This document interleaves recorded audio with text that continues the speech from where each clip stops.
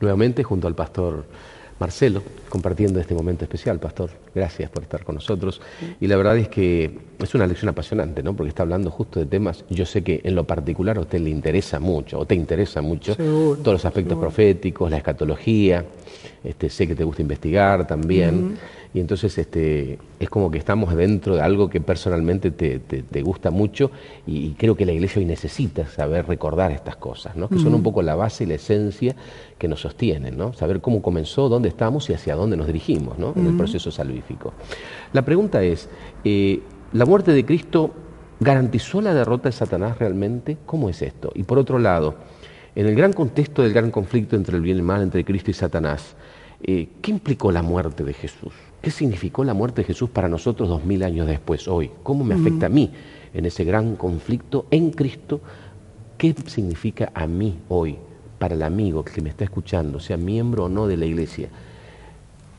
¿Cómo percibe este pastor esa muerte? Primero tomo algo que vos dijiste desde el principio, que es que Dios tenía que elegir un arma, como dice la lección, para combatir. Había muchas maneras, porque siempre hay muchas maneras de hacer las cosas. Había que elegir un arma, la mejor, para un enemigo poderoso como era este, ¿no? Entonces él eligió como arma el sacrificio de Jesús. Y fue la mejor arma, indiscutible, porque es un acto real, no era una teoría que él tenía que Dios Defender, tenía que, digamos, claro, ¿no? defender o decir, sino que en la práctica mostró lo que era su amor, y que la misericordia y el amor podían ir juntos, no se oponían, se complementaban, se besaban y se encontraban en la cruz, como Amén. estaba profetizado, ¿no? Amén. Y entonces este sacrificio es fundamental para nosotros. No hay vida humana que tenga sentido sobre esta tierra si no es por el sacrificio de Cristo. Correcto, No hay. correcto. Ni ninguna otra iglesia te da una esperanza. Y si da esperanza no tiene base para decirla. Nosotros tenemos la Biblia que demuestra por sí misma, por los cumplimientos proféticos, ser verdadera.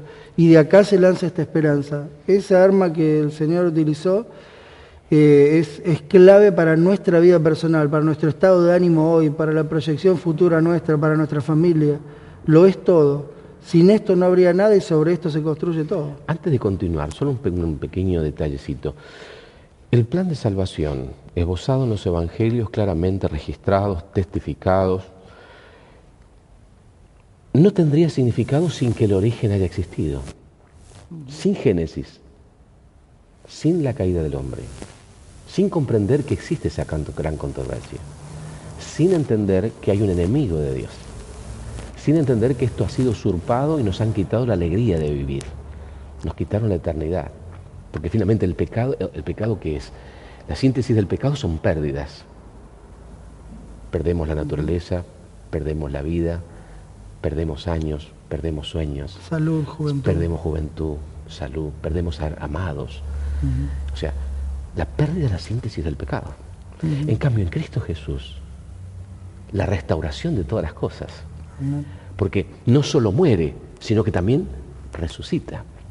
¿Y qué trae implicada esa resurrección de Jesús, de lo cual los evangelios dan fe? La resurrección de Jesús dejó sin posibilidades al enemigo, quien tenía todavía alguna esperanza de que ese integrante de la divinidad no fuese eterno con el Padre desde siempre y no pudiese recuperar su vida. Pero ni la tumba, que es el arma principal del enemigo, diríamos, ni la tumba pudo contenerlo, sino que él venció a ese postrer enemigo a ser vencido definitivamente. Qué maravilloso. Y genera esperanza para todos aquellos que mueren en Cristo. Porque es la muestra del poder. Porque así como Él resucitó, resucitará también. Entonces tenemos el amor de Dios totalmente claro en la cruz de Jesús. Porque Él viene a morir por nosotros que ni siquiera merecemos ese sacrificio. Y el poder de Dios en su resurrección. Entonces el poder y el amor caracterizaron siempre a Dios y hoy están totalmente manifiestas en la muerte y resurrección de Cristo, que nos da esa esperanza, porque no solo que Él nos ama, sino que tiene poder para devolvernos la vida aún estando en los brazos de la muerte. Amén. Amén. Qué lindo mensaje maravilla. Para los que perdimos gente Qué maravilla. en las manos. El dictado de este popular, enemigo. ¿no? Todo tiene solución menos la muerte, te dice la gente. No, perdón. Hasta la muerte. En Cristo Jesús, en el contexto de la gran controversia, y en Cristo hay vida y esperanza. ¿eh? Que Dios bendiga este concepto. Bueno, qué maravilloso, pastor. Yo tengo una cita de que aparece allí en la lección y la seleccioné, y permíteme que la lea porque siento tentado a no dejarlo pasar. Está en el libro de Educación, página 190, y dice: la Biblia es su propio intérprete.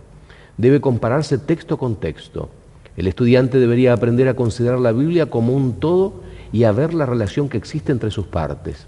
Debería adquirir el conocimiento de su gran tema central, del propósito original de Dios hacia el mundo, del comienzo de la gran controversia y de la obra de la redención.